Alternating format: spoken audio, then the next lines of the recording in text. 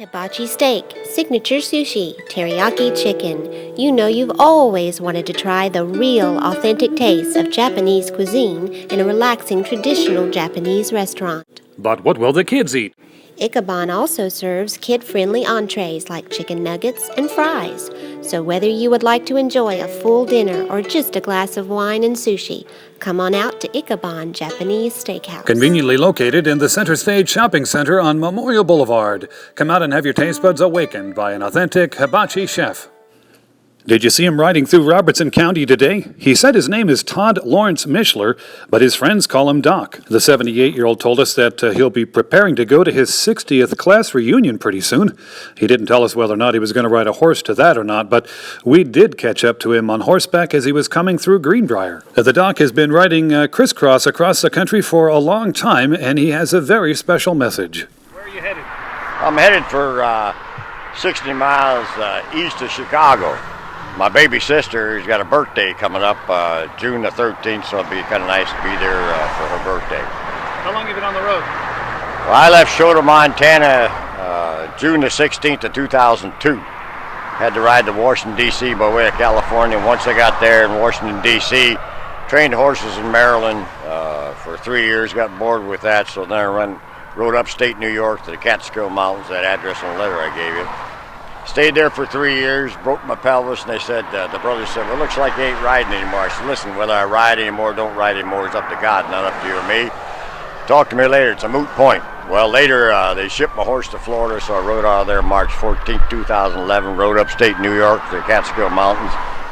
From there I rode to the Canadian border in North Dakota, and then back into Shota, Montana, 10 years to the date before I left there. Then rode up to, rode up to Whidbey Island, the state of Washington State, and well, see, I was there in 1960. I flew as a bomber there, Navigator A3D twin-engine jet, and hadn't been there since 1960. So I reunited with the A3D twin-engine jet every time. And rode out of there, rode the Mexican border down there by Tijuana, and then rode up to Las Vegas. Rode across the Golden Gate Bridge January 1st, 2013, and then of course all through downtown San Francisco. I've ridden from the Pacific to Atlantic, Atlantic to the Pacific, and many points in between. And where are you headed to now? Headed 60 miles east of Chicago, Rolling Prairie, India. What's the purpose of your trip? That's right. A journey without a purpose is meaningless, and there are children in the world that are so hungry that God cannot appear to them except in the form of food. So some people pledged so much a mile when I originally started, and we have the money to feed every starving child in the world.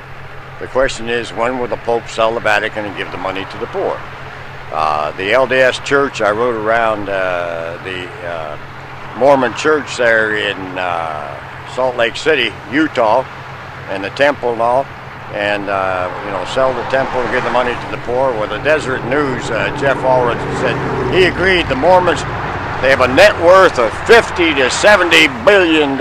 We can feed a lot of hungry children for that, $50 to $70 billion. And of course they keep it for themselves. That's mammon, by the way. Mammon is the love of money. They must love money or they wouldn't have a net worth of $50 to $70 billion.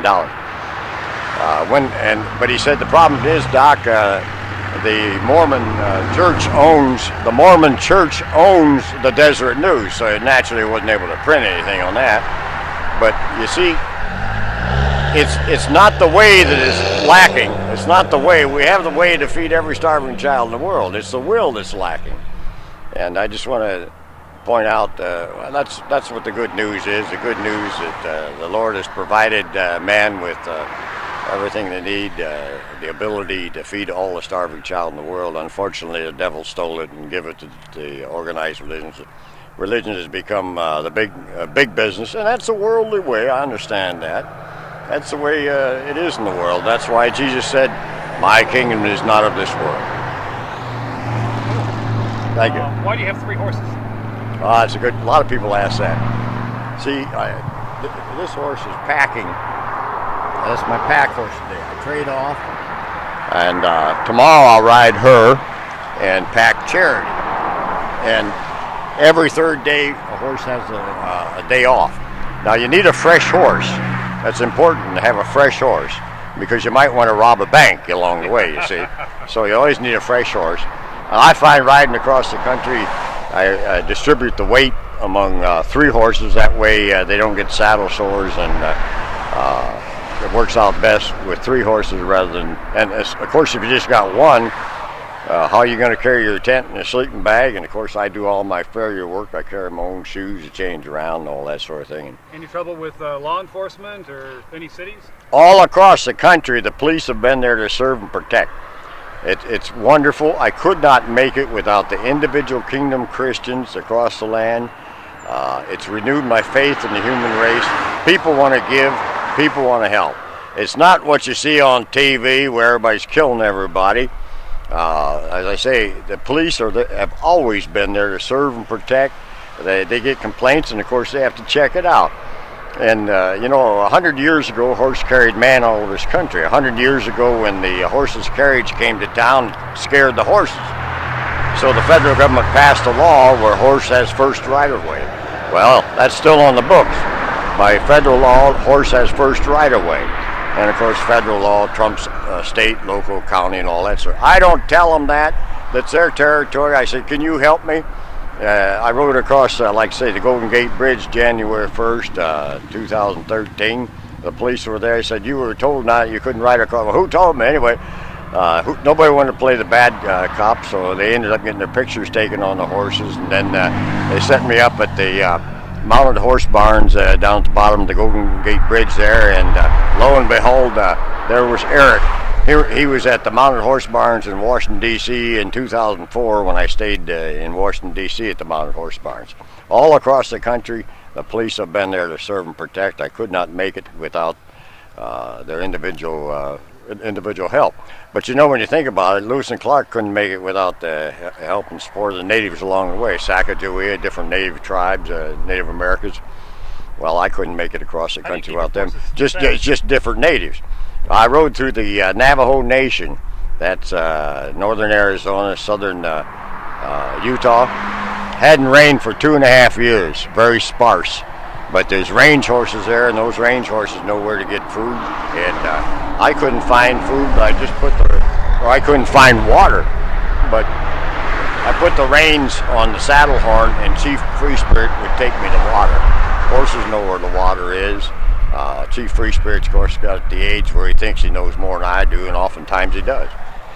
It's amazing what horses can do. There was a time, like I say, when horse carried man all over this country.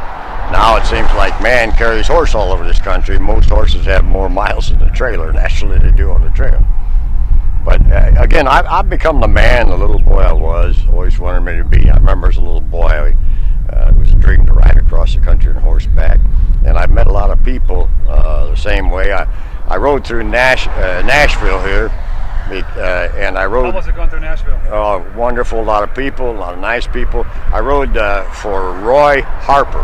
Roy Harper turned 90 years old in February, this last February here. And Roy, I met with him.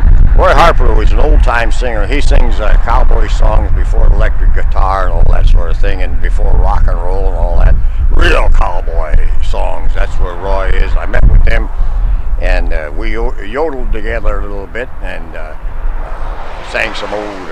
And Roy says to me, he says, Doc, you're doing what I always dreamed of doing, riding across the country on horseback. That was always a dream of mine. I said, Roy, I'll ride for you when I ride through Nashville. So Roy said, I'd like that if you would do that, Doc. So I rode through Nashville for Roy Harper. He's 90 years old, fine gentleman. Well, there you have it, Robertson County. We hope you've enjoyed Smokey's interview with the doc. If you would like to see the letter that he was referring to in the interview, then simply scroll down for a copy of that. This has been Jim Ball reporting for Smoky Barn News. If you want a beautiful yard, don't go to one of those places that have a plant section. Go to Corbin Creek Greenhouse. Plants are all they do. Corbin Creek Greenhouse has been dealing with plants for generations. Their friendly, knowledgeable staff will answer all of your questions, whether they're simple or highly complex. So when you're ready to take down the neighbors with the best landscaping on the block, you want Corbin Creek Greenhouse. They're located at 4920 Highway 161 in Springfield, 384-3185. Once again, 384-3185.